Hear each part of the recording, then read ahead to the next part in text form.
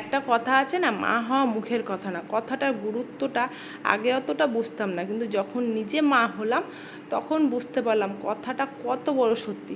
যাই হোক, আজকে আমি একটু যাব ডাক্তারের কাছে। আমার রক্তের কিছু প্রবলেম আসছে, যার জন্য আমাকে এমার্জেন্সি ডাকা হয়েছে। তাই আমি যাচ্ছি, আর একটা ইঞ্জেকশন দেবে আর ঘন্টাখানিক ভর্তি থাকতে হবে। তাই আমি এখন প্রেসক্রিপশনগুলো খানিক গোছাগুছি করছিলাম। আর এই প্রেগনেন্সির জার্নিটা না এতটাই লং না, শরীর ভীষণ অসুস্থ হয়ে যায়।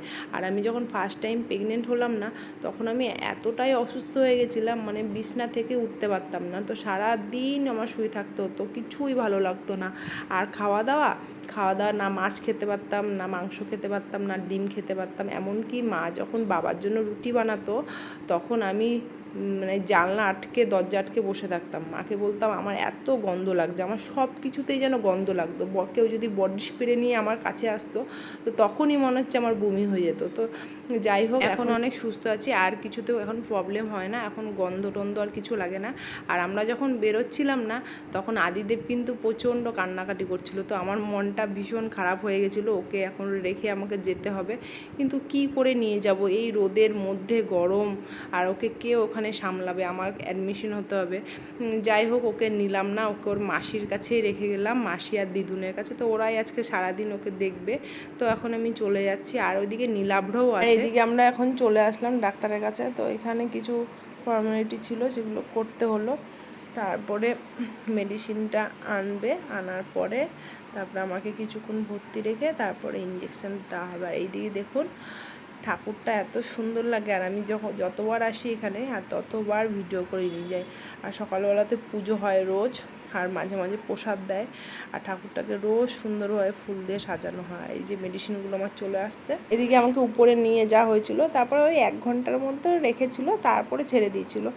যাই হোক, আর যখন ইঞ্জেকশনটা দিচ্ছিল না, তখন গাটা ভীষণ বমি পাচ্ছিল, আর গা গোলাচ্ছিল, মনে হচ্ছিলো এই না বমি হয়ে যায়, এই না বমি হয়ে যায়, কিন্তু বমিটা হয়নি। তো আমাদের হয়ে গেছে, এখন আমরা সোজা বাড়ি যাব। আর সত্যি কথা বলতে, এই গরমের মধ্যে যে গাড়ি চালাবে তার অবস্থা কিন্তু ভীষণ খারাপ। এই ওয়েদারে গাড়ি চালানো কিন্তু ভীষণ কষ্টকর। যাই হোক, এখন আমাদের বাড়ি যেতেই হবে, কিছু করার নেই। আর এই জায়গাটা এত ভালো লাগে আমার, আমি যতবার আসি ততবার আমি ভিডিও করি। আগে তো রিলস করতাম এখানে গাড়ি দাঁড় করিয়ে, তো এখন আর রিলস করলাম না। যাই হোক, আর এইখানে একটা পুকুর আছে, পুকুরে এত পদ্ম ফুল ফুটে থাকে, কি বলবো, মানে মাঝে মাঝে মনে হয় কি নেমে গাড়ি থেকে পদ্ম ফুল নিয়ে আসি।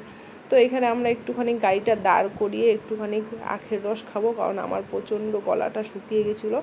আর এই যে যাচ্ছে মা মনসা দেবী, তো আমার সামনেই মা মনসারা দাঁড়ালো, আমি ওখানেই প্রণাম করলাম। তো ভালোই লাগছিলো মা মনসাকে দেখতে। আজকে হয়তো মা মনসাকে ওনাদের বাড়িতে নিয়ে যাচ্ছে।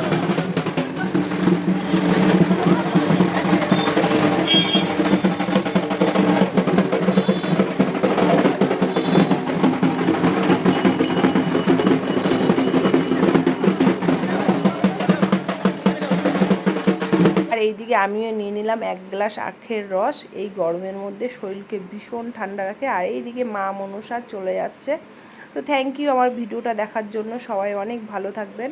আর আবার কোনো নেক্সট ভিডিওতে আপনাদের সঙ্গে দেখা হচ্ছে, অতদিন আপনারা সুস্থ থাকবেন, টাটা।